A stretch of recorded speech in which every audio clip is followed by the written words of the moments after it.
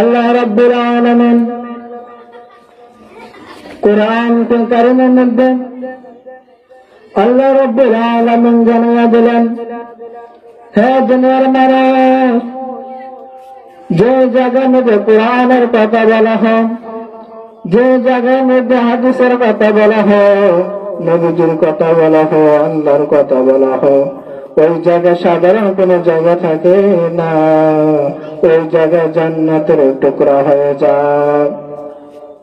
আল্লাহ রাব্বুল আলামিন আপনি যদি কোরআনকে জিজ্ঞাসা করেন, কোরআনকে যদি আপনি প্রশ্ন করেন, হে কোরআন তোমার নাম কি, সাথে সাথে কোরআন জবাব দিয়ে দেবে, বাল্লুহু কুরআনুম মাজিদ।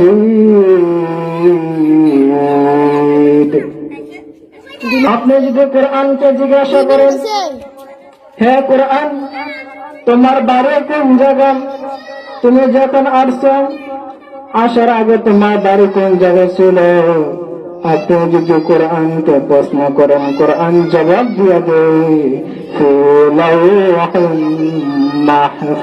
মাহফুজ। আপনি যদি কোরআনকে জিজ্ঞাসা করেন, হে কোরআন তোমার কে পাঠিয়েছে, কার মাধ্যমে তুমি আসছো, সাথে সাথে কোরআন জবাব দিয়ে দেয় তানজিলুম মির রাব্বিল আলামিন। আল্লাহু আকবার। আল্লাহ রাব্বুল আলামিন আমাকে পাঠিয়েছেন।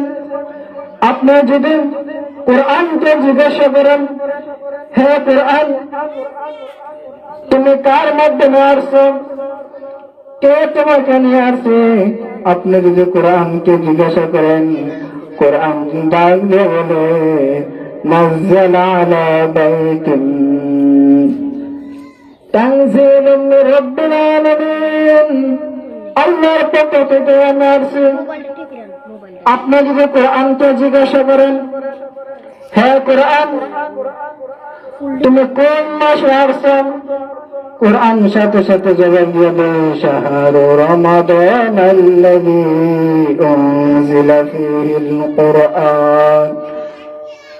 আপনি যদি কোরআনকে জিজ্ঞাসা করেন, হে কোরআন কোন রাতে তুমি নাযিল হয়েছো, কোরআন সাথে সাথে জবাব দিয়ে দেয় ইন্না أنزلناه في ليلة القدر وما أدراك ما ليلة القدر। আপনি যদি কোরআনকে জিজ্ঞাসা করেন, হে কোরআন কার মধ্যে তুমি কিসের জন্য দুনিয়াতে আসছো, কোন পরিস্থিতি তুমি আসছো, তোমার উদ্দেশ্য কি, আপনি যদি কোরআনকে জিজ্ঞাসা করেন, হে কোরআন তোমার উদ্দেশ্য কি, কোরআন জানায় দেয় হুদাল লিল মুত্তাকিন। সমস্ত জাহানের জন্য, সমস্ত মানুষের জন্য আমি আল্লাহ রাব্বুল আলামিন কোরআন পাঠাইলাম হুদাল লিল মুত্তাকিন, কোরআন অর্জন করার জন্য। আল্লাহ রাব্বুল আলামিন আমাদেরকে বুঝে আমল করার মতন তৌফিক দান করে। এই বলে আমি আলোচনা এখানে শেষ করলাম।